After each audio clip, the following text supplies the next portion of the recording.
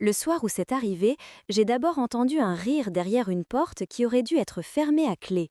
Pas des éclats de voix de dîner entre amis, ni le fond d'un film à la télé, mais ce rire sourd, étouffé, celui qu'on retient parce qu'on se sait trop proche, trop complice. Des voix familières, des chuchotements, puis ce silence lourd, comme si on venait de s'interrompre en plein geste. J'étais sur le palier, la main posée encore sur la rambarde en bois de l'escalier de ma sœur. La lumière du couloir filtrait sous la porte de la chambre et découpait au sol une bande claire qui me barrait le passage. J'aurais pu redescendre, me dire que j'avais rêvé, que ce n'était rien, que je me faisais des films, comme d'habitude. J'aurais pu trouver 1000 excuses. C'est ce que j'ai essayé de faire pendant quelques secondes. La maison de ma sœur, en banlieue tranquille de Lyon, avait toujours été pour moi un refuge. Le genre de pavillon avec un petit jardin, un vieux cerisier au fond et une table en bois sur la terrasse pour les apéros d'été. On avait mangé tous les quatre ce soir-là, comme souvent. Ma sœur, Claire, son mari, Julien, ma compagne Camille et moi. Un dîner de famille classique avec du vin rouge, des gratins maison, des histoires qu'on ressasse depuis des années. Claire s'était couchée la première en se plaignant d'une migraine. J'étais sortie dans le jardin pour prendre un appel, mon téléphone collé à l'oreille, les mains dans les poches, le froid de la nuit me calmant un peu l'esprit. Quand j'étais rentrée, la maison semblait plus silencieuse que 10 minutes plus tôt. Pas de bruit de télé, pas de verre qu'on repose, pas de pas sur le carrelage. Juste ce rire étouffé, derrière la porte de la chambre d'amis, celle où Camille et moi étions censés dormir. Je me suis avancée dans le couloir, mais pas étouffée sur le vieux parquet. Plus je m'approchais, plus je reconnaissais les voix. Celle de Camille, avec ce léger tremblement dans la gorge quand elle chuchotait, comme si chaque phrase était un secret. Celle de Julien, grave, posée, avec ce faux calme qu'il gardait en toutes circonstances. Ces deux timbres-là, mélangés, n'auraient jamais dû se croiser ainsi dans cette pièce, à cette heure, avec cette porte fermée. Je me suis arrêtée juste devant. Ma main a ovéré au-dessus de la poignée, sans la toucher. J'avais l'impression que mon cœur battait si fort que le bruit allait les alerter. Pendant un instant, j'ai pensé à redescendre, à faire semblant de n'avoir rien entendu, à inventer une autre histoire. On ne se rend pas compte à quel point on a peur de la vérité tant qu'on est devant la porte qui la contient. Puis j'ai entendu le lit grincer, un froissement de drap, un souffle trop proche, un son étouffé de Camille que je connaissais trop bien pour le confondre. Ce son-là, je l'avais entendu dans notre lit, dans notre appartement, tard le soir. Il n'avait rien à faire dans la chambre d'amis de la maison de ma sœur. J'ai posé l'oreille contre le bois, juste une seconde. Les mots étaient indistincts, mais la proximité des voix suffisait. Le temps a ralenti d'un coup, comme dans ces moments où le cerveau comprend avant que l'on accepte. Je savais, déjà, je n'avais plus besoin d'ouvrir. Mais justement, ne pas ouvrir, c'était accepter de vivre avec un doute qui me rongerait pour le reste de ma vie. Ouvrir, c'était tout perdre en une seconde. Ma main a saisi la poignée. Elle était chaude, comme si quelqu'un venait de la lâcher. Je m'attendais à ce qu'elle soit verrouillée. Elle a tourné sans résistance. La porte s'est entr'ouverte dans un petit bruit de charnière. La lumière a jailli, agressive, après la pénombre du couloir. J'ai d'abord vu leurs pieds. Ceux de Julien, pendant au bord du lit, nus, les orteils crispés. Ceux de Camille, emmêlés aux siens, la couverture mal remontée jusqu'aux hanches. Il n'y avait pas besoin d'être devin. Le tableau entier sautait aux yeux. La tête de Camille s'est tournée vers moi en premier. Ses yeux se sont écarquillés, ses lèvres se sont entr'ouvertes sans qu'aucun son n'en sorte. Julien, lui, avait encore la main posée sur sa taille. Ils n'ont pas bougé tout de suite. C'était comme une photo prise en plein mouvement, figée dans un instant qu'aucun de nous ne pourrait plus jamais effacer. Je suis restée sur le seuil, incapable d'avancer, incapable de reculer. L'odeur de la pièce m'a frappée d'un coup. Mélange de lessive, de parfum, de chaleur humaine, de sueur. Une odeur trop intime, trop récente. Camille s'est redressée brusquement, attrapant la couette pour la remonter sur elle, comme si c'était le plus urgent, comme si cacher son corps pouvait encore sauver quelque chose.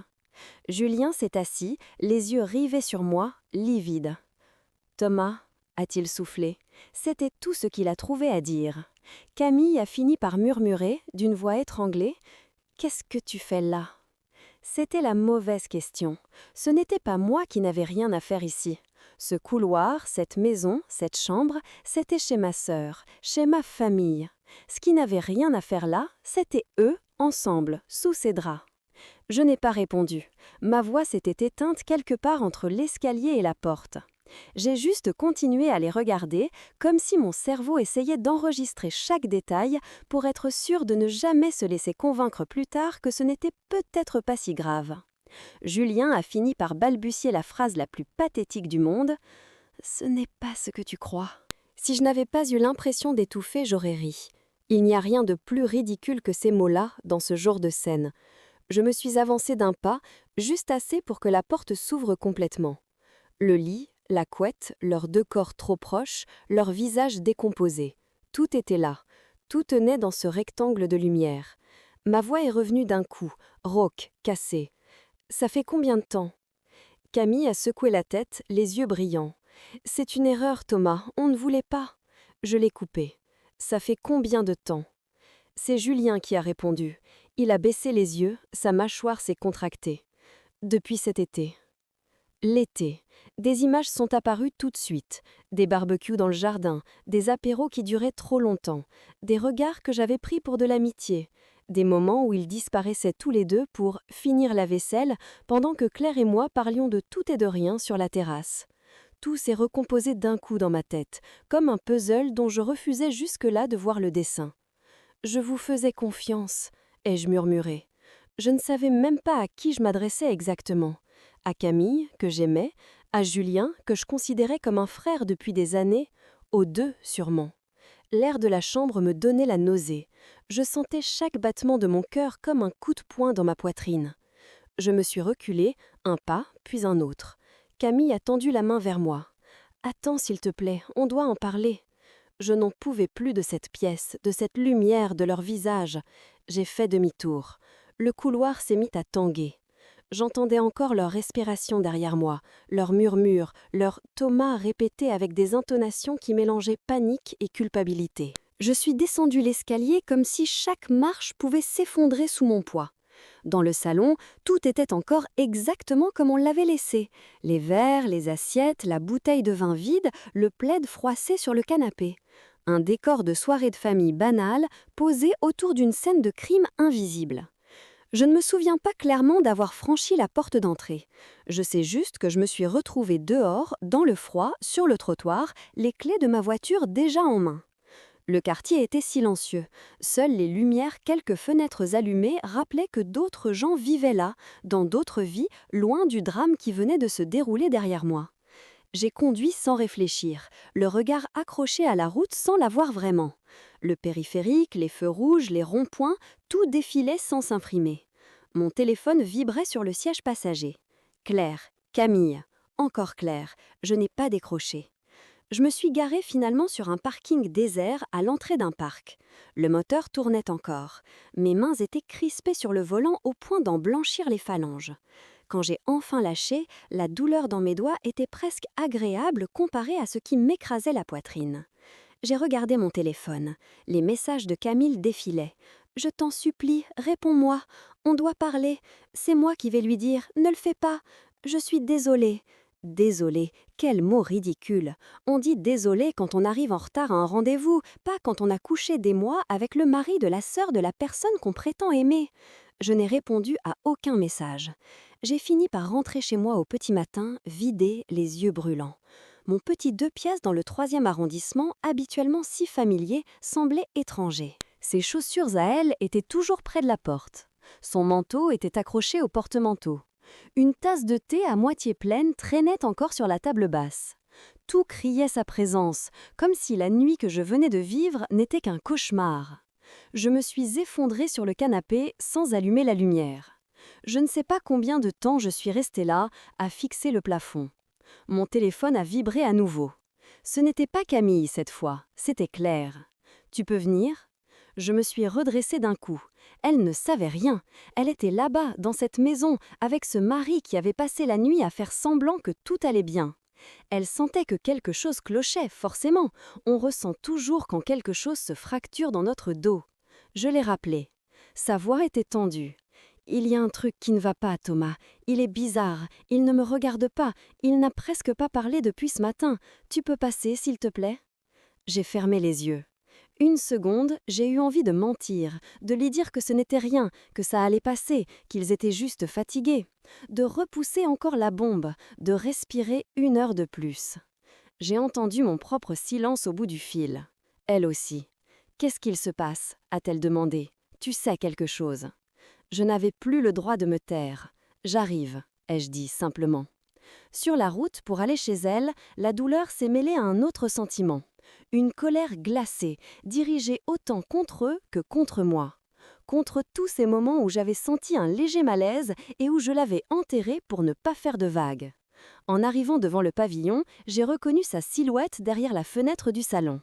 Quand elle m'a ouvert, elle avait les yeux rougis, le visage creusé par des heures d'angoisse. « Il va bien, lui » a-t-elle lancé d'emblée, la voix tremblante. « Parce que moi, non !» Julien était assis sur le canapé, le dos voûté, les coudes sur les genoux. Il a relevé la tête quand il m'a vue. Son regard a glissé sur moi comme s'il cherchait à savoir ce que j'allais faire de ce qu'il m'avait montré malgré lui la veille. Claire s'est tournée vers moi. « Qu'est-ce qui se passe » a-t-elle répété. Mon cœur s'est mis à battre si fort que j'ai cru qu'il allait exploser. J'ai regardé Julien. Il n'a pas bougé. J'ai regardé ma sœur. Je l'ai vue comme quand on était enfant, assis tous les deux sur le lit en parlant de nos peurs pendant que nos parents se disputaient dans la cuisine. Je l'ai vue avec ses cahiers de lycée, ses examens, ses premiers boulots, ses premières ruptures, moi toujours là pour la ramasser. Je ne pouvais pas la laisser dans le mensonge. « Il te trompe », ai-je dit. Le silence qui a suivi a été presque irréel. Même la rue dehors semblait se taire. Claire m'a fixée, la bouche entr'ouverte, comme si elle n'avait pas compris les mots. « Quoi ?» Julien s'est levé, main tendue vers elle. « Claire !» Elle l'a fusillé du regard. « Avec qui ?» a-t-elle demandé, sans quitter mon visage. Mes lèvres se sont asséchées d'un coup. J'ai eu envie de reculer, de désigner une inconnue, un prénom tiré au hasard, n'importe qui ne l'enfoncerait pas plus profond. Mais le mensonge ne pouvait plus servir de pansement. Il était le couteau. « Avec Camille », ai-je répondu. Claire a vacillé comme si je venais de lui porter un coup physique. Ses genoux ont lâché. Elle s'est laissée tomber sur le tapis, ses mains agrippant la table basse pour ne pas s'écrouler complètement. Un son déchirant est sorti de sa gorge, quelque chose entre un cri et un sanglot étranglé. Julien a fait un pas vers elle. « Je suis désolée », a-t-il dit. « Elle a levé la main pour l'arrêter sans même le regarder. « Tais-toi », a-t-elle soufflé. « Tais-toi ». Ses yeux se sont remplis de larmes si vite que je n'ai pas eu le temps de voir la transition entre le choc et l'effondrement. Elle s'est tournée vers moi. « Tu as vu ? Depuis quand, tu sais ? » « Depuis hier soir. Chez moi ?» J'ai hoché la tête. Elle s'est mise à trembler de tout son corps. Dans ma maison, dans mon lit d'amis, avec ma belle-sœur. Elle s'est redressée brusquement, a titubé jusqu'à Julien, l'a regardé droit dans les yeux. « Depuis quand ?» Il a baissé la tête. « Quelques mois. »« Quelques mois » a-t-elle répété, comme si les mots avaient un goût dans sa bouche. « Depuis quand exactement ?»« Depuis cet été. » Je l'ai vu revoir mentalement les barbecues, les déjeuners, les week-ends où on était tous ensemble. Chaque souvenir s'est retourné contre elle comme un verre brisé. Elle a éclaté. « Sors !» a-t-elle dit, la voix blanche. Julien a cligné des yeux comme s'il n'avait pas compris. « Claire, s'il te plaît, il faut qu'on... »« Sors !» a-t-elle répété plus fort. « Sors de ma maison !» Il a voulu s'approcher, tendre la main vers elle, mais elle a reculé comme s'il portait une maladie. « Je ne veux plus te voir », a-t-elle lâché. « Pas maintenant, peut-être jamais. Sors !» Il m'a jeté un regard désespéré, comme si j'allais venir à son secours. Je n'ai pas bougé. Il a pris ses clés, son téléphone, mais ni sa veste ni ses chaussures de ville posées à côté de la porte. Il est sorti comme ça, le visage en lambeaux. Quand la porte s'est refermée, Claire s'est laissée tomber sur le canapé. Ses mains couvraient son visage. Ses épaules se soulevaient en sursauts irréguliers.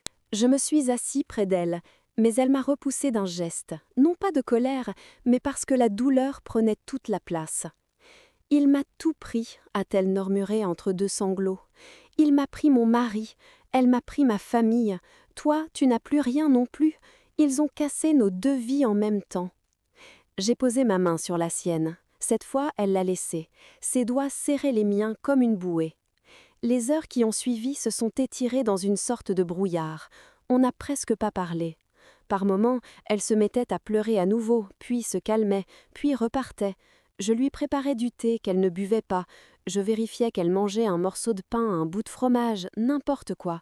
Elle tremblait et disait qu'elle avait froid, puis qu'elle avait chaud. Son téléphone vibrait sur la table basse. Le prénom de Julien s'affichait, celui de Camille sur le mien. Nous n'avons répondu ni à l'un ni à l'autre. En fin d'après-midi, Claire s'est endormie, épuisée, la tête appuyée sur mon épaule. J'entendais encore sa respiration secouée. Mon propre corps réclamait du repos, mais mes pensées tournaient en boucle. L'image du lit, leurs deux silhouettes, leurs regards quand j'avais ouvert la porte, les rires de cet été, le regard de Julien quand on faisait griller des merguez le soir dans ce même jardin. Le téléphone de Claire a vibré encore. J'ai jeté un œil. Message de Camille cette fois. Je suis désolée. J'ai éteint l'écran. Le soir venu, Claire s'est réveillée, la voix rauque. « Il faut que je dise à maman », a-t-elle soufflé. Notre mère vivait dans un village à 1 heure de là. Elle avait connu suffisamment de trahison dans sa propre vie pour développer une méfiance presque maladive envers les hommes en général et les gendres en particulier. Quand Claire l'avait présenté à Julien, elle avait mis du temps à lui faire confiance. Elle finit par l'apprécier, à contre-cœur, en répétant qu'il avait l'air bien, mais qu'il ne fallait jamais baisser totalement la garde. Je savais comment elle allait réagir. « Tu veux que je l'appelle ?» ai-je demandé. Claire a hoché la tête. Je suis allée dans la cuisine, j'ai composé le numéro de maman. Elle a répondu au bout de 2 sonneries, comme si elle sentait que quelque chose n'allait pas. « Tout va bien, Thomas ?» Il y a eu un silence avant que je réussisse à parler. Comment résumer une bombe en quelques phrases? J'ai fini par cracher tout d'un coup. Maman, Julien trompe Claire, avec Camille, depuis des mois. De l'autre côté de la ligne, il y a eu un souffle, puis plus rien. J'ai entendu le bruit léger de sa chaise qui raclait le carrelage. « Je le savais », a-t-elle dit au bout d'un moment, la voix brisée. « Je savais qu'un jour il la ferait souffrir. Je ne savais pas comment, mais je le sentais. » « Elle a besoin de toi », ai-je seulement répondu. « J'arrive », a-t-elle dit, sans poser de questions. Quand elle est entrée dans la maison 1 heure plus tard, Claire s'est effondrée dans ses bras comme une petite fille. Maman lui caressait les cheveux, murmurant des choses que je n'entendais pas. Ses yeux se sont posés sur moi au-dessus de la tête de ma sœur, et j'ai vu dans son regard qu'elle savait que je n'étais pas juste le messager, que j'étais un sinistré de plus. Je me suis éclipsée dans le couloir, laissant un peu d'espace à ce duo mère-fille brisé. Mon téléphone a vibré encore, une dernière fois avant que je prenne ma décision. Camille. « S'il te plaît, Thomas, personne ne comprendra si on ne parle pas. Je t'aime. » Ces 3 mots, que j'avais tant attendus au début de notre histoire, me donnaient désormais envie de vomir. Je l'ai bloqué. Le geste a été simple, mécanique. Le vide après, beaucoup moins. Je suis revenue dans le salon. Claire s'était calmée un peu. Maman nous a regardés l'un après l'autre. « Vous restez ici ce soir », a-t-elle dit. « On ne prend pas de décision à chaud. On survit à la journée. C'est tout. » J'ai passé la nuit sur le canapé, à fixer le plafond, incapable de fermer l'œil. J'entendais Claire sangloter par moments dans sa chambre d'amis, avec maman près d'elle. La douleur, là-bas, avait la même couleur que la mienne ici. On était 2 à se faire arracher le cœur par les mêmes mains. Au petit matin, j'ai préparé du café. J'avais des gestes automatiques, appris par des années de réveil ordinaire. Remplir la cafetière, allumer la plaque, sortir des tasses. Tout paraissait absurde. Claire est descendue, les yeux gonflés, les cheveux en bataille. Elle s'est assise à table et a entouré sa tasse de ses mains, comme si la chaleur pouvait la recoller. « Tu vas faire quoi ?» m'a-t-elle demandé après un long silence. Je n'avais pas de réponse claire. Peut-être que j'allais déménager, peut-être que j'allais changer de ville, peut-être que je n'allais rien faire du tout, sauf respirer, un jour après l'autre. Je ne sais pas, ai-je admis, mais je sais ce que je ne ferai pas, je ne lui pardonnerai pas. Elle a hoché la tête lentement. Moi non plus. Vers midi, la sonnette a retenti. Claire et moi avons sursauté en même temps. Maman était remontée se reposer un peu. L'air dans le salon s'est figé. « N'ouvre pas », a soufflé ma sœur. La sonnerie a retenti à nouveau, suivie de coups plus insistants. J'ai jeté un coup d'œil par la fenêtre. Julien était sur le pas de la porte. Il avait l'air plus vieux de 10 ans, les traits tirés, les yeux rouges. « Je vais lui parler », ai-je dit. Claire m'a agrippé le bras. « Pas de scène », a-t-elle murmuré. « Je n'ai plus la force. Dis-lui juste de partir. » J'ai ouvert la porte à moitié. Le froid de devoir s'est engouffré dans le couloir. Thomas, il faut que je lui parle, a-t-il commencé. Sa voix tremblait. S'il te plaît, juste 5 minutes. Non, ai-je répondu. Pas aujourd'hui. Elle ne répond pas à mes messages, elle ne décroche pas, je dois lui dire. Tu lui as déjà dit tout ce qu'elle avait besoin d'entendre, l'ai-je coupé, avec ton comportement. Ses épaules se sont affaissées. J'ai fait une connerie, a-t-il murmuré. Un oubli, c'est une connerie, ai-je répondu. Une liaison de plusieurs mois avec la compagne de ton beau-frère, c'est un choix répété. Ne te cache pas derrière ce mot. Il a relevé la tête vers moi, les yeux mouillés. Je l'aime, a-t-il dit, et j'ai compris qu'il parlait de Claire. Je veux réparer. Claire, derrière la porte entrebâillée, a dû entendre. J'ai entendu un sanglot étouffé venant du salon. On ne répare pas ça comme on répare une étagère, ai-je répliqué. On ne recolle pas une confiance piétinée. Tu dois partir. Laisse-moi au moins lui dire que je suis désolée, a-t-il insisté. Je lui dirai, ai-je répondu. Maintenant pars. Pendant une seconde, j'ai cru qu'il allait perdre son sang-froid, me crier dessus, se justifier, pointer du doigt Camille, me dire que je ne pouvais pas comprendre. Il n'en a rien fait. Il m'a juste regardé avec une tristesse que j'aurais pu trouver sincère si je ne savais pas ce qu'il allait faire la veille, le mois d'avant, l'été dernier. Tu avais raison quand tu disais que tu me considérais comme un frère, a-t-il soufflé. Et moi, je t'ai trahi comme le pire des étrangers. Je suis désolée, Thomas. Je n'ai rien répondu. Les mots ne servent plus à rien à un certain niveau de destruction. Il a fini par reculer, descendre les quelques marches du perron, monter dans sa voiture. Il a regardé la maison encore une fois. Puis il est parti. Je suis restée un moment sur le seuil, à regarder la rue vide, les volets fermés d'en face, un chat qui passait sur le trottoir en m'ignorant complètement. La vie autour continuait, imperturbable. Quand je suis retournée au salon, Claire était recroquevillée à l'extrême bord du canapé, les genoux sous le menton, les bras serrés autour d'elle. « Il ne reviendra pas, ai-je dit. Pas aujourd'hui. » Elle a hoché la tête sans me regarder. « J'ai mal partout, a-t-elle murmuré. J'ai l'impression qu'on m'a arraché quelque chose à l'intérieur. » Je me suis assis près d'elle. « C'est ce qui s'est passé, ai-je répondu doucement. On t'a arraché une vie. » Ils t'ont arraché la tienne aussi, m'a-t-elle rappelé. On est restés côte à côte, sans parler, le regard perdu dans le vide. Maman nous a rejoints plus tard, posant une main sur chacune de nos épaules, comme si elle pouvait nous maintenir tous les deux debout par la seule force de sa présence.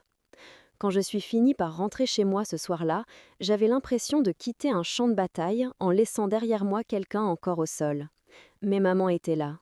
Claire n'était pas complètement seule. En ouvrant la porte de mon appartement, le silence m'a frappée. J'ai tout de suite senti son odeur à elle. Son parfum léger, un mélange de fleurs blanches et de vanille, imprégné dans les coussins, dans l'écharpe sur le dossier de la chaise. J'ai pris cette écharpe dans mes mains, je l'ai serrée fort, puis j'ai dû la lâcher avant de la déchirer. Les objets de Camille étaient partout. Une brosse à cheveux sur le meuble de l'entrée. Un livre entamé, posé face contre table. Un paquet de biscuits oubliés sur le plan de travail. Chaque détail me ramenait à des soirs banals, des dimanches sous la couette, des plaisanteries, des disputes, des réconciliations. Tout ce qui faisait une vie à deux. J'ai sorti une valise du placard, puis je l'ai refermée. Je n'étais pas encore prêt à trier, jeter, empaquer. C'était encore trop tôt pour transformer notre quotidien en carton. Au lieu de ça, je me suis assise sur le sol du salon, le dos contre le canapé, les jambes étendues, les yeux fixés sur un point invisible. La nuit est tombée sans que j'allume la lumière. Les voitures passaient en bas de l'immeuble, des voix montaient par la fenêtre entr'ouverte. Des voisins rentraient les bras chargés de sacs de courses, des enfants réclamaient une glace, quelqu'un rigolait au téléphone sur le trottoir. La ville continuait, indifférente, comme si le monde ne s'était pas écroulé dans un pavillon de banlieue quelques heures plus tôt. Je ne sais pas combien de temps je suis restée comme ça. À un moment, j'ai compris quelque chose de très simple, presque brutal. Nous n'avions pas été trahis par de vagues connaissances, pas par des inconnus croisés dans un bar, pas par des erreurs d'une nuit. Nous avions été trahis par les personnes que nous avions laissées entrer le plus loin dans nos vies. Les personnes pour lesquelles on se serait levé en pleine nuit pour aller chercher un médicament de garde, qu'on aurait défendu face au reste du monde, qu'on aurait excusé 1000 fois. C'est ça, la trahison quand elle vient de la famille. Elle ne se contente pas de casser une relation. Elle fissure tout ce qui te permettait de croire que le mot chez nous avait un sens. Pour Claire et moi, cette nuit-là a tout redessiné. Nos couples n'existaient plus. Nos projets n'existaient plus. Les repas de famille du dimanche, les vacances à 4, les blagues qui faisaient référence à des moments passés ensemble, tout ça venait d'être rangé dans une pièce fermée à clé où il était trop douloureux de remettre les pieds. Il ne restait plus qu'elle et moi, deux survivants d'un accident dont on connaissait les responsables. Deux personnes qui allaient devoir réapprendre à marcher sans les épaules auxquelles elles avaient pris l'habitude de s'appuyer. Je ne sais pas encore qui je serai dans 1 an, dans 5 ans, après cette histoire. Je ne sais pas encore si je réussirai à retomber amoureux un jour, si Claire fera confiance à quelqu'un, si l'on arrivera à parler de Julien et Camille sans avoir envie de vomir. Je sais juste une chose. Cette nuit-là, dans ce couloir, devant cette porte que j'ai ouverte, quelque chose en nous est mort. Une certaine idée de la famille, de la loyauté, de la sécurité. On nous a arraché cette naïveté une bonne fois pour toutes. Le reste, ce sera à nous de le reconstruire, brique par brique. Loin d'eux, avec ce souvenir-là comme cicatrice. Une cicatrice qui ne disparaîtra jamais complètement, mais qui, un jour peut-être, fera moins mal que ce soir-là quand j'ai compris que parfois, la fin de 2 familles tient dans une poignée qu'on tourne et une porte qui s'ouvre.